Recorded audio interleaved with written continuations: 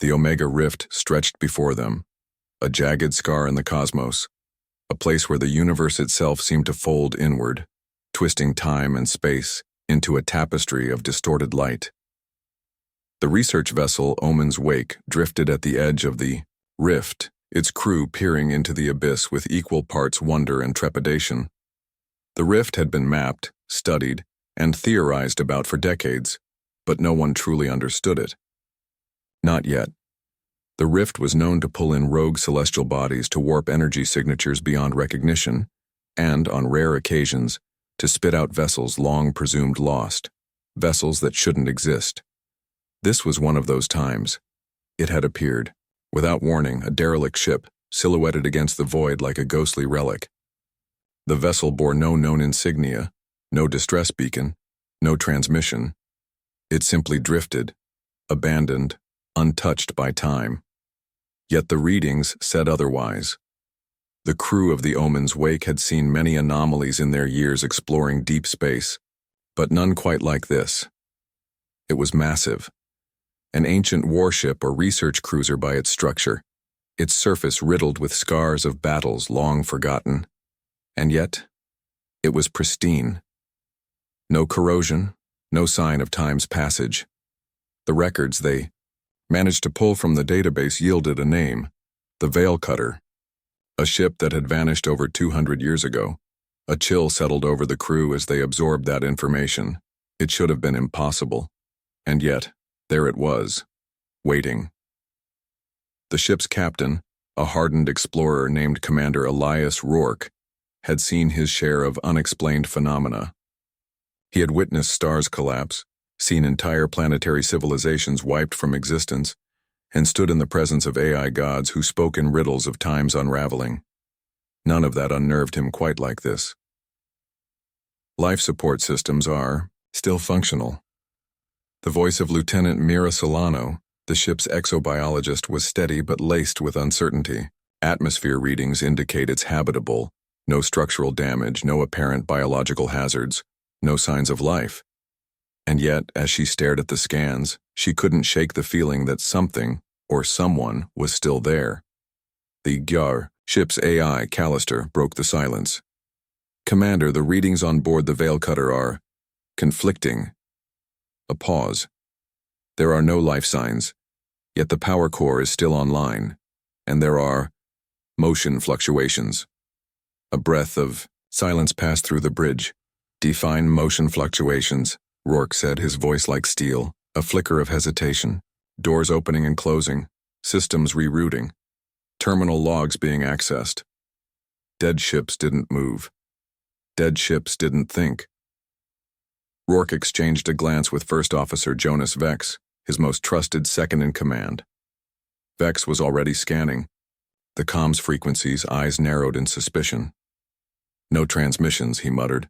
No distress signals, no emergency pings, but the ship's operating like someone's still in there. Or something. They had two choices. Turn away and leave the mystery unsolved, or go in and see for themselves. The docking sequence was slow, methodical. The airlock of the Omen's Wake hissed as it extended toward the Veilcutter's external hatch. The moment the doors connected, a wave of static echoed through the comms, a low, distorted hum, a sound that made the hair on Rourke's neck rise. Then silence. He gritted his teeth. "All right," he muttered under his breath.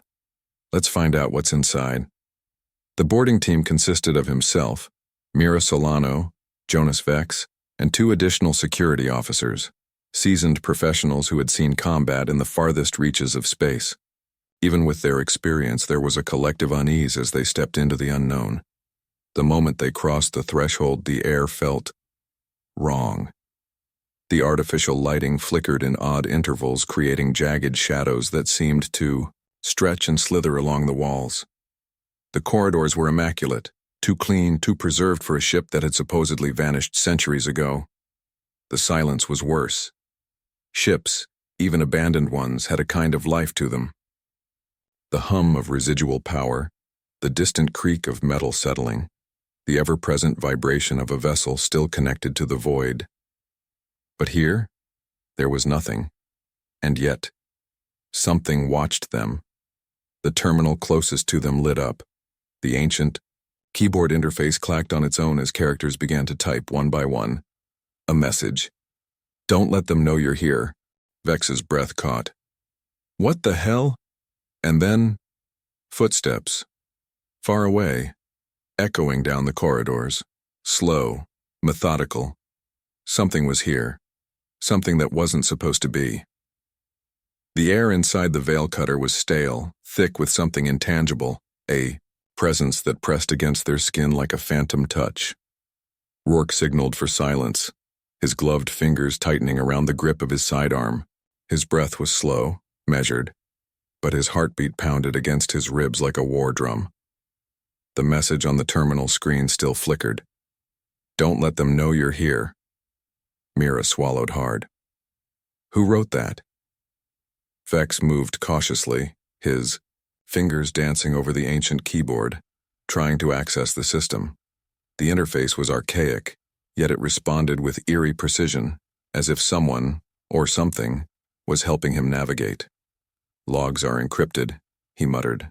"Whatever happened here, someone didn't want it getting out." Then another sound, a low, guttural hiss like static whispering through metal. It slithered through the ship, distant but growing closer, and the lights flickered.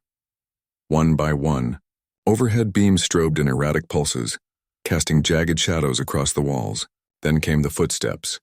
Not hurried, not frantic, but slow, deliberate, as if whoever or whatever was walking these halls had all the time in the universe. One of the security officers, Lieutenant Harding, raised his rifle toward the dark corridor. His grip was tight, but Rourke caught the slight tremor in his stance. "There's no life signs," Mira whispered. "No biological traces. This ship is empty." But the sound of movement told a different story. They advanced deeper into the ship, each step echoing against the cold metal floor. The air was thick with the scent of ozone and something stale, something old. The ship's design was human, but not of any known era. It was as if someone had taken technology centuries beyond their own and stripped it back to something primitive, functional, but not quite right. They passed rows of sealed doors, some of them with small viewports fogged with condensation. Each one bore a serial number, but no names, no personal effects. Nothing to indicate who once lived or died within. Then they reached the bridge. The main console was still active, its screens filled with a looping command sequence in an unknown format. But as they stepped forward, the feed changed. A grainy video flickered to life, and the crew of the Omen's wake saw the impossible. A group of humans, the original crew of the Veilcutter, alive. Their faces were hollow, sunken, but unmistakably human. They moved with mechanical precision, their heads tilted at unnatural angles, their eyes blackened with something wrong. They didn't speak. They didn't breathe. And yet, they moved. Rourke clenched his jaw. "They're still here." Mira's voice was barely a whisper. "No, they're not." The feed cut to static. Then, another message appeared. "They see you now." A sound thundered through the ship, metal groaning, something shifting. Then the doors slammed shut. The ship had sealed itself. Vex cursed under his breath, rushing to the control panel, fingers flying over the interface. "We just lost all external comms." The security officer, Harding, banged on the bulkhead door. "It's locked us in." Then from the corridor behind them, a shape moved. At first it was just a shadow stretching too far down the hall. Then the shape stepped forward, tall, humanoid, but distorted, as if reality itself twisted around it. The lights flickered, again, casting its face in fractured glimpses. It was human, and it wasn't. It wore a uniform like theirs, but its skin was stretched too tight, and its fingers were too long. Its mouth hung slightly open, but it never breathed. The black void of its eyes locked onto them, unblinking, unmoving. Then, it twitched, a jolt of movement, impossibly fast. Harding opened fire. Bullets tore through the creature's torso, but there was no blood, only the dull, wet sound of flesh giving way. The thing jerked backward, but it didn't fall. It simply tilted its head, as if considering the attack. Then it started moving again. Faster. Rourke grabbed Mira's arm. "Run!" The crew bolted down the corridor, boots slamming against metal as shadows twisted around them. The ship itself felt alive now, the lights flickering in a pattern as if leading them somewhere. "This thing's controlling the damn systems," Vex growled, running alongside them. "The ship's trying to hurt us." "Then let's not go where it wants us to," Rourke snapped. They veered down an unlit maintenance shaft, plunging into near-total darkness. Mira fought to steady her breathing, gripping the rifle at her side. Behind them, the echo of footsteps multiplied. There was more than one. They reached a fork. Two paths, one leading deeper into the engineering deck, the other toward what looked like escape pods. Rourke didn't hesitate. "Pods, now!" Vex pulled up the schematic on his wrist display. "They're still functional, but we'll need to OV." They burst into the escape pod bay, rows of sleek reinforced capsules lined up along the walls. The panels glowed a faint green. Operational, but before anyone could move, before they could even think, the ship spoke. A voice, distorted, hollow, layered with hundreds of tones, echoed through the chamber. "There is no escape." The pods all powered down. The doors behind them slammed shut. Vex's fingers flew over the console. "It locked us out."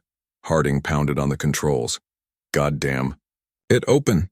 Then Mira turned and saw them, a dozen figures, silent, motionless, watching, the crew of the Veilcutter, their heads tilted, their bodies unnaturally rigid, their blackened eyes empty pools of nothing. They didn't breathe. They didn't blink. Then, all at once, they moved. Rourke barely had time to raise his weapon. The figures lunged. They moved like broken marionettes, too fast, too erratic, their limbs snapping into motion with unnatural force. Their heads jerked, their spines twisting, but their eyes, those black, depthless pits, never wavered. Rourke fired first, the sharp burst of gunfire cutting through the heavy silence. The impact should have stopped them. It didn't. The rounds punched through flesh, sending ripples through their forms, but the creatures did not bleed. Instead, their bodies recoiled, shuddered, and then snapped back upright, like elastic pulled too tight. Then they came again. Mira's mind screamed at her to move, but her body locked up for half a second too long. One of the things closed the gap, its face inches from hers. A hand, cold as the void, latched onto her wrist. Pain. Sharp. Burning. Wrong. She let out a strangled cry and ripped herself free, stumbling backward as her veins pulsed with a sensation she couldn't explain. It wasn't just a touch. It was like something pushed inside her, prodding at her mind. Vex grabbed her, hauling her behind cover as the security officers unleashed hell. Bullets tore through the things, slowing them but never truly stopping them. "We can't fight them like this," Vex barked. Rourke scanned the room, mind racing. The escape pods were locked. The door was sealed. But there was a secondary maintenance hatch, a narrow emergency shaft leading back to engineering. It wasn't an exit, but it was away from here. "Move!" he ordered, motioning toward the hatch. "Now!" Vex grabbed Harding and shoved him forward. Mira, still trembling from whatever that thing had done to her, followed close behind. They sprinted, ducking low as the creatures surged forward. Rourke was the last one through, slamming the hatch behind him just as bony fingers scraped against the frame. Then, silence. The pounding never came. No scratching, no screeching, no pursuit. The things didn't follow. They moved through the narrow service, tunnels, each breath thick with the scent of burnt ozone and old metal. The ship felt alive now, pulsing like a creature stirring from deep slumber. Rourke took point, checking every intersection before signaling the others forward. "What the hell were those?" Harding panted, his voice tight. "Not human," Mira whispered. "No shit," Vex muttered, shaking his head. "They moved like people, but they weren't. They weren't anything." Mira shivered, pressing a hand to her wrist where the creature had grabbed her. The skin wasn't bruised, but it still ached. The sensation lingered, not just in her body but in her mind. A presence, a whisper at the edges of her thoughts. Something had tried to get inside her. I think, she hesitated. I think they were the crew. The words hit harder than gunfire. Vex turned sharply. No way. You saw them. Her voice wavered. Their uniforms, their faces. It's them, or what's left of them. A sickening silence followed. Then Rourke spoke, his voice cold. If that's true, then what the hell happened to them? They reached engineering. The room was massive, filled with towering generators and twisting conduits of strange, pulsating energy. But unlike the rest of the ship, this place was active. The power core still thrummed with life, humming in a low, vibrating frequency that made the bones ache.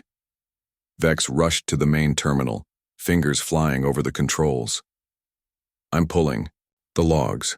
There has to be something here, something that explains. The screen flickered. Then a video file autoplayed, and the past came to life before their eyes. The footage was grainy, but the faces were clear. The original crew of the Veilcutter. They were in the same room, moving with hurried precision. Panic lined their features. Their captain, a woman with sharp eyes and a scar across her cheek, barked orders to her officers, but the audio was distorted.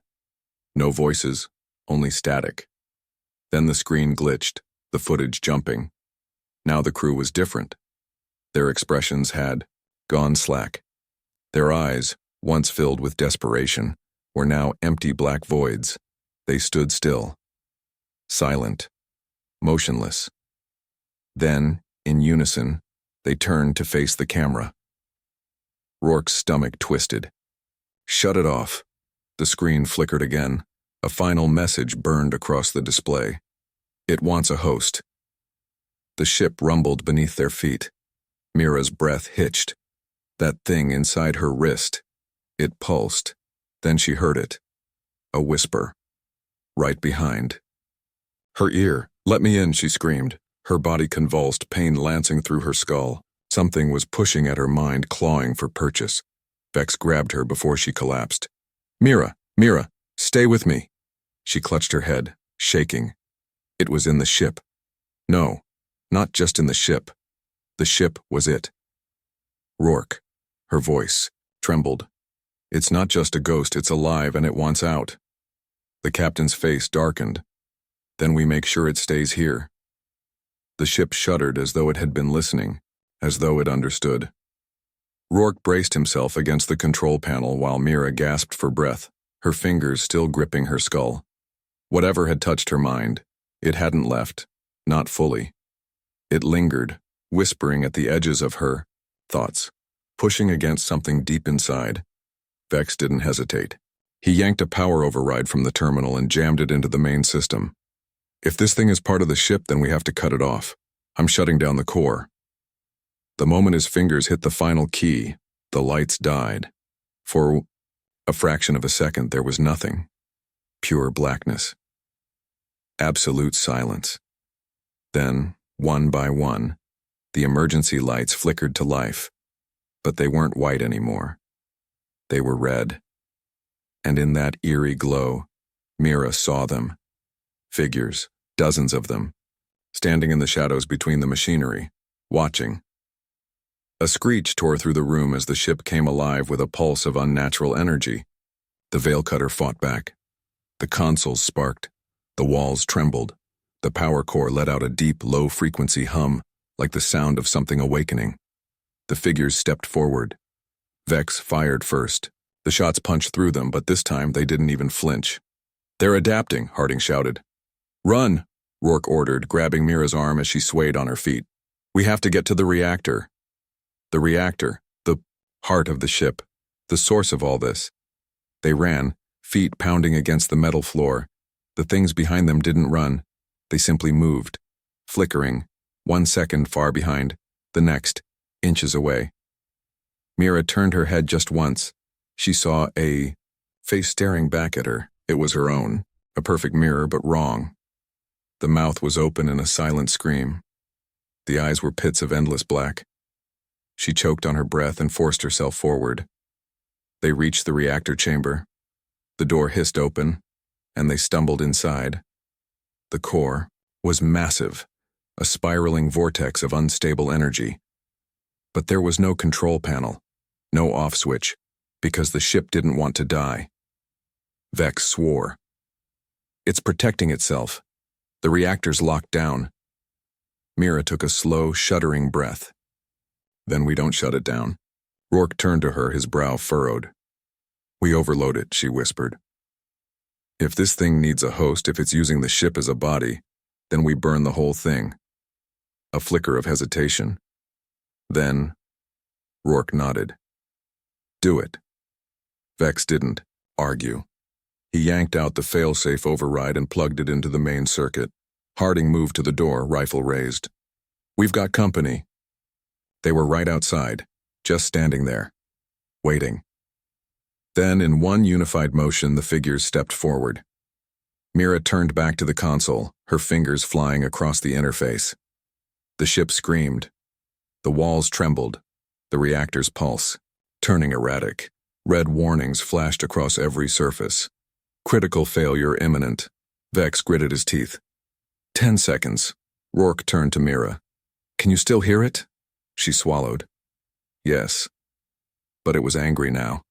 It spoke without words. A million voices all at once.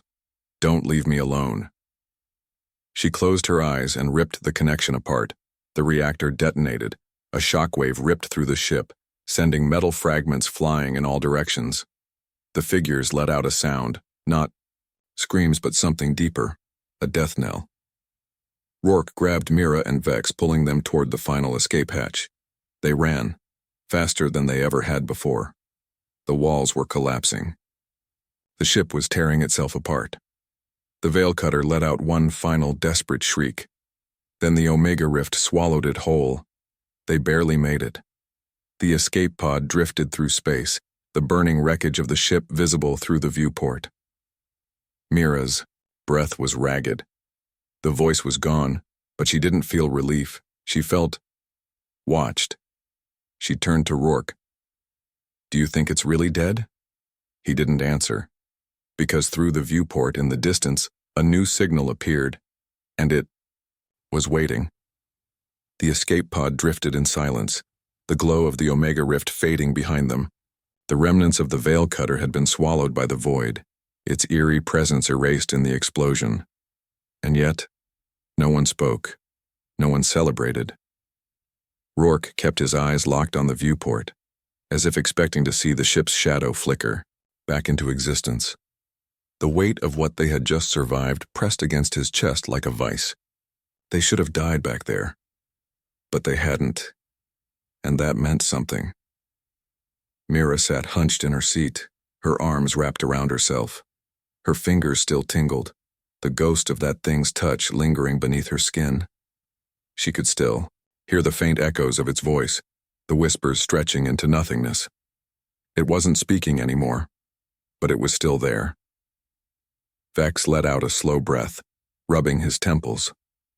We need to send a warning, he muttered. The next ship that finds a ghost out here, they need to burn it down before it can think. Rourke's jaw tightened. And what exactly do we tell them?